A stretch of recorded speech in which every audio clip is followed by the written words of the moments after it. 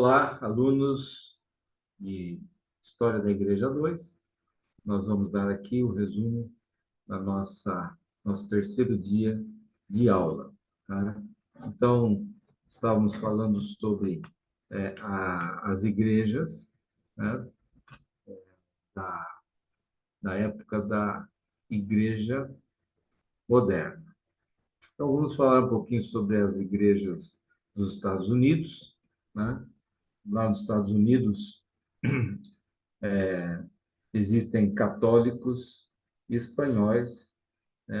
A influência católica começou já com Cristóvão Colombo na sua segunda viagem, quando trouxe 12 sacerdotes a fim de converter as raças nativas, né, na América. Tá? Depois vieram católicos franceses que migraram para as cidades de Quebec e Montreal, onde hoje se encontra o país Canadá. Tá? Conquistaram muitos índios, né? Seus métodos eram um pouco diferentes dos católicos espanhóis. Os católicos espanhóis vinham tentando dominar, escravizar os povos nativos e obrigá-los a construir templos, mosteiros e conventos católicos.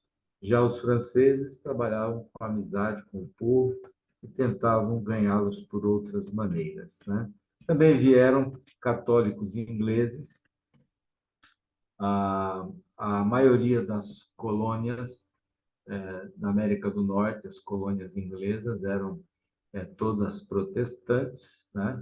Mas também existiam católicos que vieram da Inglaterra e se estabeleceram na colônia de Maryland, né? Houve imigração católica também, em 1845, vieram muitos católicos da Europa, da Alemanha, da Itália, e se estabeleceram na América do Norte, que chega hoje a ter 50 milhões de população católica, né? Além da Igreja Católica, também se estabeleceu na América do Norte a Igreja Protestante Episcopal, né? Que naturalmente veio da Inglaterra e se estabeleceu permanentemente, né, a partir de 1607, fundando aí a, a primeira igreja, né, na colônia inglesa de Jamestown, na Virgínia. Tá? Em Nova York, também, Nova York foi colonizada primeiramente pelos holandeses, depois o território passou a ser inglês, em 1664. Né? E a Igreja da Inglaterra foi favorecida como igreja oficial da colônia, apesar que depois outras religiões protestantes também foram permitidas, né? Durante a Guerra da Independência, houve poucas pessoas que se voluntariavam para ser ministros da Igreja anglicana. Por quê? Para se tornar um ministro, o clérigo tinha que jurar lealdade à coroa britânica. E como a América estava se tornando independente, então ninguém queria fazer esse juramento, o que foi uma grande dificuldade para a Igreja anglicana naquele tempo. Tá?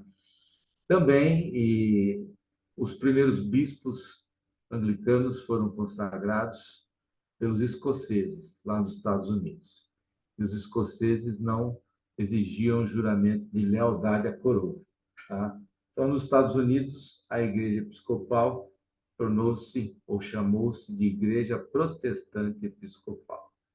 A sua organização, ela tem bispos, sacerdotes e diáconos, aceita os 39 artigos da Igreja da Inglaterra, né?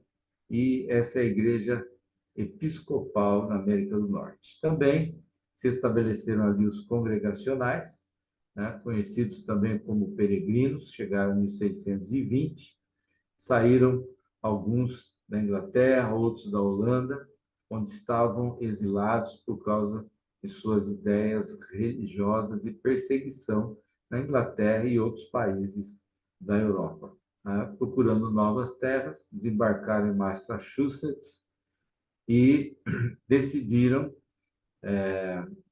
que cada igreja era absolutamente independente de qualquer autoridade moral que fosse. Então, eles rejeitavam qualquer autoridade sobre a igreja local.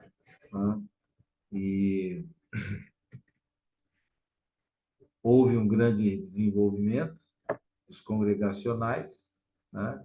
Eles fundaram as escolas de Harvard, Yale, né? E os congregacionais, os presbiterianos eram bem ligados, por possuírem basicamente as mesmas ideias calvinistas. Aceitavam a Confissão de Westminster como confissão de fé. Os batistas na América do Norte. Os batistas tinham seus princípios, enfatizavam o batismo infantil e a forma de batismo que é pela imersão. Embora nem todos os anabatistas, que foram precursores dos batistas, eram imersionistas. Sistema eclesiástico. São congregacionais em sistema de governo, os batistas. Cada igreja é absolutamente independente de qualquer jurisdição externa. Possuem sólida declaração doutrinária, mas das mais ortodoxas confissões e de fé históricas. A origem dos batistas é na Europa, surgiram vários grupos, né? Na Holanda, na Inglaterra, e desses grupos, então, vieram os peregrinos e vieram para a América do Norte e estabeleceram ali o trabalho, o movimento batista. Tá? Roger Williams, um batista, fundou em 1644 a colônia de Rhode Island. Ali, todas as formas de adoração religiosa eram permitidas. Embora a maioria fosse batista, eles não perseguiam as outras denominações, nem impunham restrições. Tá? Grupos batistas se formaram na América do Norte, mais conhecido e o maior deles, a Convenção Batista do Sul, né? E depois vieram outras ramificações. Missões batistas, né? Os batistas da Inglaterra fundaram a primeira sociedade missionária, 1792, e lá nos Estados Unidos, Adoniram Judson e Lutero Rice fundaram a Convenção Geral Missionária Batista dos Estados Unidos, em 1814. Tá? Outros grupos religiosos que se destacaram, um deles foi os Quakers, né, que se opunham a toda forma exterior de igreja, de ritual, de organização eclesiástica, diziam que ninguém deveria estar sob a autoridade de ministros e qualquer um podia falar inspirado pelo Espírito Santo. Né? Havia igualdade entre homens e mulheres quanto aos dons do Espírito e no governo da sociedade Quaker. Né? Os ensinos de George Fox foram simpáticos às multidões, principalmente aos que diziam intolerantes ao dogmatismo da igreja inglesa. Então, essa falta de estrutura da igreja, como eles pregavam, agradava a muitos que não aceitavam a igreja anglicana. Tá? Foram perseguidos na Inglaterra, fugiram para os Estados Unidos, encontraram em Rhode Island um lugar seguro. Depois foram para Nova Jersey, Maryland e Virgínia. Houve divisões nesse grupo. Né? Um dos seus líderes, Elia Hicks, pregou que Jesus não era Deus. Né? O grupo se dividiu entre Quakers ortodoxos e os amigos hixitas, que seguiam o Elias Hicks. Né? Muito bem. Os luteranos. Os luteranos vieram para a América do Norte, né? chegaram na América em 1623, na colônia holandesa de Nova Amsterdã, que era antes, que precedeu a cidade de Nova York. Estava no mesmo lugar, foi uma colônia holandesa e os luteranos chegaram ali. No século XVIII, os protestantes alemães, luteranos e suecos emigraram também para a América do Norte aos milhares. Esse crescimento gerou a organização do primeiro Sínodo da Filadélfia em 1748. Seguiam a Confissão de Augsburgo, realizada por Lutero, a justificação pela fé, a crença que o batismo e a ceia do Senhor não são apenas símbolos, mas meios da graça divina. Outro grupo que se fixou na América do Norte foram os presbiterianos, né? Tiveram duas origens. Uns vieram da Escócia, né, provenientes do movimento de John Knox, que se espalhou para a Irlanda, e também os puritanos com ideias presbiterianas da Inglaterra. Então, haviam três povos ali que estavam formando esse grupo de presbiterianos. Escoceses, ingleses e irlandeses formaram a Igreja Presbiteriana dos Estados Unidos. Em 1716, criaram um sínodo de 17 igrejas, dividido em 4 presbitérios. Durante a Guerra da Independência, no início da Guerra da Independência, em 1775, o sínodo incluía 17 presbíteros e 170 ministros. Depois da guerra, se desenvolveram a ponto de criar uma assembleia com 4 sínodos. Houve divisões, né? Algumas por questões doutrinárias, né? Surgiram divisão nos sínodos, nos presbitérios. Em 1837, efetuou-se uma divisão por questões doutrinárias entre os elementos conhecidos como a antiga e a nova presbiteriana. Após 40 anos de divisão, esqueceram as diferenças e se uniram novamente. Tá? Hoje, nos Estados Unidos, há diversos ramos do presbiterianismo. Todos eles aceitam a doutrina calvinista, como estão expostos na Confissão de Fé de Westminster e nos catecismos maior e menor. A igreja local é dirigida por pastores e presbíteros, tá? E são unidas a presbitérios, e os presbitérios estão debaixo da autoridade dos sínodos, e os sínodos estão debaixo da autoridade do Supremo Concílio e da Assembleia Geral. Assembleia de Deus, né? Boa parte dos pentecostais acreditam a John Wesley o início do seu movimento. Teve origem no século XIX, desenvolveu-se em vários estados dos Estados Unidos. Em 1897, houve uma convenção na Nova Inglaterra. Em 1900, Clara Smith disse que existia 40 ou 50 pessoas batizadas com o Espírito Santo. A doutrina pentecostal dá ênfase aos dons espirituais, aos dons de curas, línguas, todos eles como sinal do batismo com o Espírito Santo. Tá? A característica do movimento é intenso fervor na evangelização e na oração.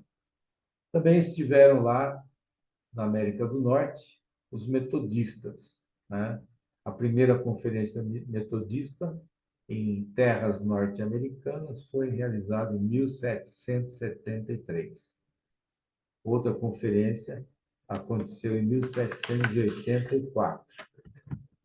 Uma conferência de pregadores metodistas foi realizada no Natal, em 1784, em Baltimore, onde foi organizada a Igreja Metodista Episcopal. Por causa das diferenças de raça, idiomas, rivalidades políticas e escravatura, várias divisões ocorreram. Em abril de 1939, reuniu-se uma conferência de finalidade unificadora. formando a atual Igreja Metodista. Os metodistas são armenianos, tá? Eles acreditam que não há certeza da salvação. São muito uniformes em sua organização, mostrando bastante organização semelhante à Igreja Presbiteriana. Protestantismo na América Latina, né? O cenário na América Latina foi colonizada por portugueses e espanhóis que eram católicos. E o catolicismo se tornou a religião dominante no continente americano, principalmente na América do Sul, na América do Norte, que teve uma colonização espanhola e portuguesa, né? A princípio, houve uma resistência desses países, da igreja estabelecida nesses países, em relação de receber pessoas de origem protestante, né? Então, o catolicismo romano impediu o avanço missionário protestante em muitos países, né? E os protestantes encontraram aliados e até protetores entre políticos liberais, mas isso provocou uma reação mais forte entre o clero católico, né? Aqui no Brasil mesmo, houve uma abertura religiosa através de José Bonifácio, que ele era maçom, e os maçons foram perseguidos, muito perseguidos pela Igreja Católica. E até o tempo do Império era assim. Mas quando houve a independência do Brasil, José Bonifácio usou toda a sua influência para estabelecer no Brasil não mais uma religião oficial, mas uma liberdade religiosa. Então, outros políticos em outros países facilitaram a entrada dos evangélicos nesses países, né? Algumas tentativas de implantar colônias protestantes na América aconteceram, né? A colônia de Welser, na Venezuela, foi colonizada por pouco tempo por alemães luteranos. Aqui no Brasil, no Rio de Janeiro, Villers-Gagnon trouxe vários pastores reformados, tentou estabelecer ali uma colônia francesa no Rio de Janeiro e a religião reformada, mas eles foram expulsos do Rio de Janeiro. Lá no Recife também houve a invasão holandesa, os holandeses ficaram um bom tempo lá e tentaram também estabelecer uma colônia francesa, colônia holandesa, perdão, em Pernambuco, mas também não acabou não dando certo e eles foram expulsos pelos portugueses. No México, né, no Peru, na Nicarágua, surgiram também protestantes, mas eles foram rechaçados e banidos pela Igreja Romana, né? Então, a única presença efetiva que pode ser citada a respeito de protestantes durante o século XVII, XVI, XVII é a dos morávios nas Guianas, em 1735. Tá? Então, houve uma abertura na América do Sul, com a vinda de Dom João VI, tá? Ah, e a abertura dos portos para o comércio internacional. Na Argentina, em 1818, James Thompson, um pastor batista, veio para lá para começar um trabalho de alfabetização usando as escrituras sagradas. O propósito dele era abrir escolas e evangelizar. Alcançou seu propósito em muitos aspectos, também levou essas escolas para o Chile e o Peru, né? Muito bem. Houve também imigração protestante na América Latina, né? Para a Argentina, migraram 2 milhões de italianos e para o Brasil 1 milhão. Nem todos esses italianos eram católicos. Havia entre eles valdenses, e eles estabeleceram igrejas na Argentina, no Uruguai, no Paraguai, né? Aqui no Brasil, também a colônia britânica iniciou no estado do Rio de Janeiro, né, no segunda década do século XIX, né, um trabalho anglicano. Então, uma igreja anglicana no começo do século XIX, no Rio de Janeiro. Os colonizadores alemães que vieram para Nova Friburgo, estado do Rio, e também para São Leopoldo, Rio Grande do Sul, também trouxeram, né, a sua religião, né, o luteranismo. Em geral, esses imigrantes não estavam muito preocupados em evangelizar os países para que migravam, mas queriam manter apenas a sua identidade cultural. Né? Os precursores protestantes. Tá? Então, alguns vieram como missionários para evangelizar os ameríndios. Né? Outro fator preliminar que ajudou a abrir portas na América Latina ao Evangelho foi a distribuição de Bíblias, principalmente por James Thompson, que distribuiu muitas Bíblias na Argentina, Peru e Chile. Né? Os metodistas fizeram a primeira tentativa de enviar missionários à América Latina, estabelecendo a primeira igreja metodista no Rio de Janeiro, em 1836. Então, uma igreja que é pioneira aqui no Brasil. Né?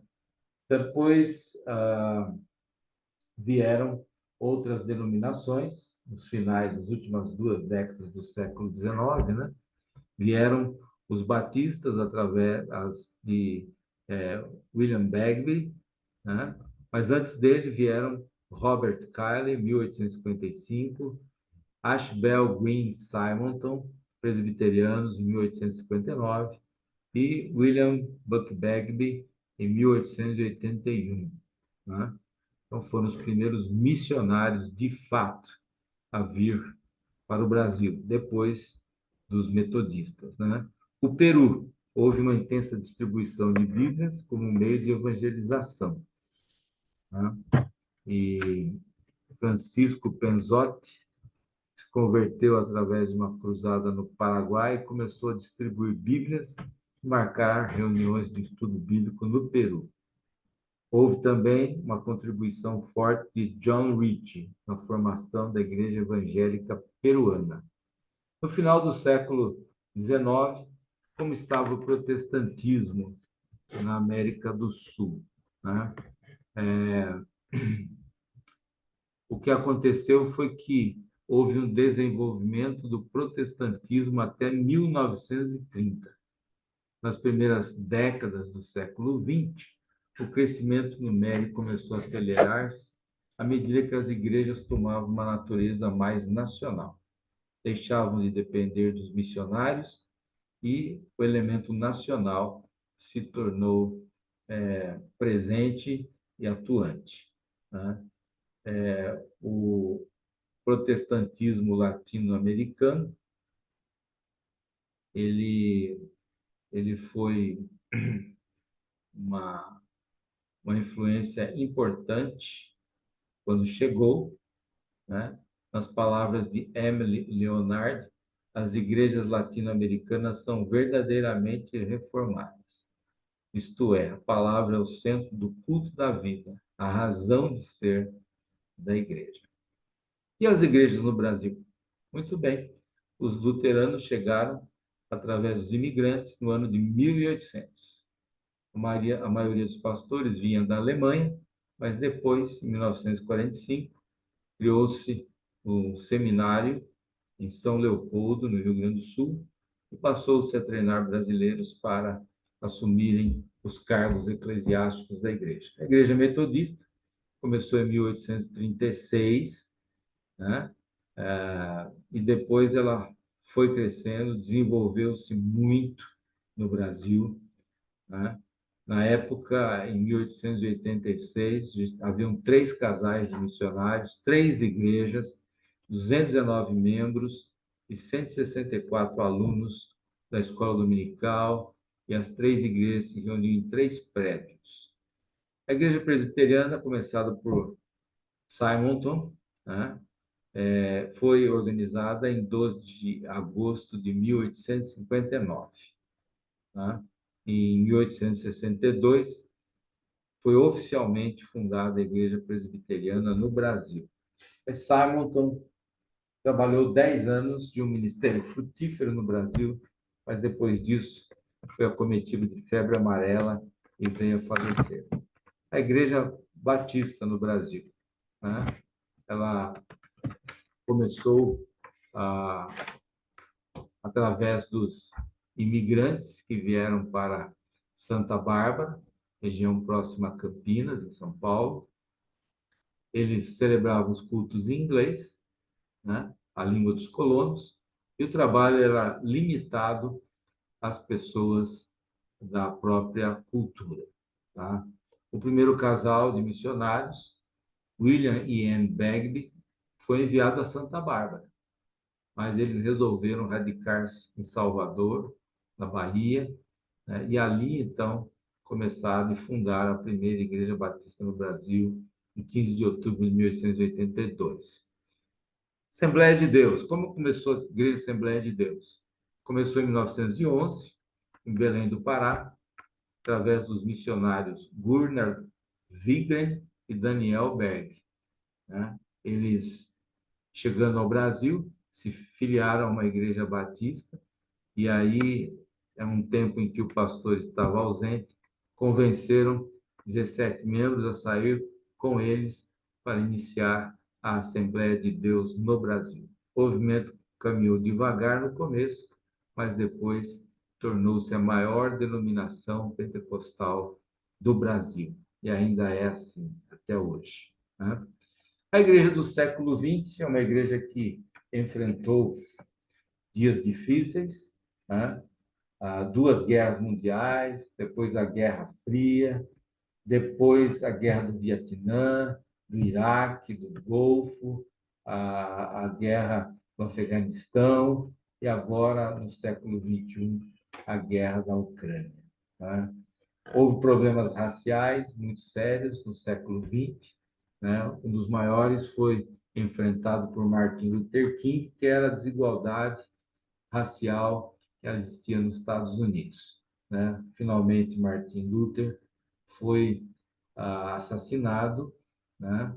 E o movimento continuou até que se alcançou uma, é, uma igualdade racial nos Estados Unidos. Também houve conflitos muito sérios, raciais, na África do Sul, onde por muitas décadas reinou o regime de apartheid, ou separação das raças. Né? Houve uma desagregação causada pelo liberalismo teológico, o racionalismo teológico, que gerou o evangelicalismo, né? uma, uma corrente evangélica que surgiu nos seminários de Moody, Fuller e Dallas, aonde se defendiam os valores fundamentais da Bíblia, né?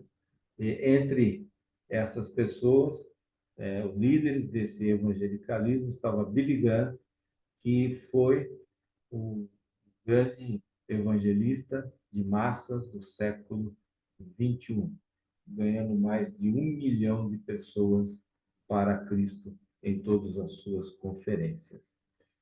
Destacou-se no século XX o que foi chamado de neo-ortodoxia, que não era neo e nem era ortodoxa, né? Liderada por os escritores, né? Karl Barth e Emil Brunner. Eles adotaram a crítica bíblica literal, pregando doutrinas como universalismo, rejeitando a infalibilidade bíblica e a plena autoridade das Escrituras. Então, de fato, não tinha nada de novo e nem de ortodoxo, né? Estavam negando a fé. O catolicismo se manteve firme durante o século XX, enfrentando muitas vezes ataques ferozes do comunismo, né? E o catolicismo foi o grande protagonista do movimento ecumênico, que tem como proposta a união de todos os cristãos, de todas as ramificações protestantes, a Igreja Mãe, que é a Igreja Católica, né? E houve, de fato, um, um esforço muito grande para trazer de volta à Igreja Mãe as igrejas protestantes ou evangélicas. Foram criadas várias associações, né, e concílios. O mais conhecido é o Concílio Internacional de Igrejas Cristãs, fundado em 1948, buscando essa reunião, a unidade das igrejas, né? No século XX, ainda podemos destacar que houve uma grande expansão do protestantismo, principalmente nos países do sul do planeta, né? Nos países da África, da Ásia e da América Latina. Outro fenômeno foi o movimento de renovação carismática, que foi um movimento que se espalhou por todas as denominações evangélicas e também na Igreja Católica. Outro movimento destacável é a teologia da libertação, que cresceu especialmente na América Latina, né, um movimento teológico que enfatizava a responsabilidade da igreja na luta contra a pobreza e a injustiça social. Apareceram nos anos 1970 e 80 as mega churches, e elas cresceram muito nas últimas décadas. Igrejas, congregações de milhares de membros, frequentemente caracterizadas por estilo contemporâneo e abordagens inovadoras de ministério. Desenvolveu-se também na América do Norte o conservadorismo evangélico, né, que é um movimento político e religioso conhecido como a direita cristã ou conservadorismo evangélico. Teve um impacto significativo na política dos Estados Unidos nas décadas de 70 e 1980. Né? Houve algumas controvérsias religiosas no século XX, dentro do protestantismo, né, sobre as questões da autoridade das escrituras, interpretações da doutrina da salvação e questões éticas contemporâneas, né? Houve uma reação brusca ao liberalismo, ao racionalismo cristão que estava invadindo os seminários, as universidades nos Estados Unidos. Então, houve uma reação muito forte e o que é conhecido como o movimento fundamentalista, que é uma rejeição dos ensinos racionalistas e liberais e uma volta aos fundamentos da fé. Também, no final do século XX, começo do século XXI, houve um grande avanço na tecnologia de comunicação, incluindo rádio, televisão, internet, mídias sociais, e que permitiu que os líderes evangélicos pudessem alcançar, através das mídias, uma audiência em todo o mundo. E igrejas, então, podem ser acompanhadas por pessoas que estão do outro lado do planeta, usando apenas um aparelho celular. Tá? Também houve desafios e controvérsias nas questões éticas, né? E estão em debate o ministério da mulher na igreja, os relacionamentos homossexuais, a questão do aborto, né? Pena de morte, e outras questões éticas estão sendo debatidas pela igreja do século XXI. que luta também com escândalos, não somente no meio evangélico, mas também no meio católico, né? Tem se levantado muitas denúncias de abusos de várias espécies e o que tem trazido um prejuízo à reputação da igreja cristã. Então, encerramos aqui a nossa matéria, né? Esperamos que Deus esteja usando aquilo que aprendemos, aquilo que vimos e ouvimos de história da igreja, para que tenhamos sabedoria e não caiamos nos mesmos erros dos líderes do passado, mas que nos mantenhamos firmes nos fundamentos da fé e também no propósito que Deus tem para as nossas vidas. Deus vos abençoe.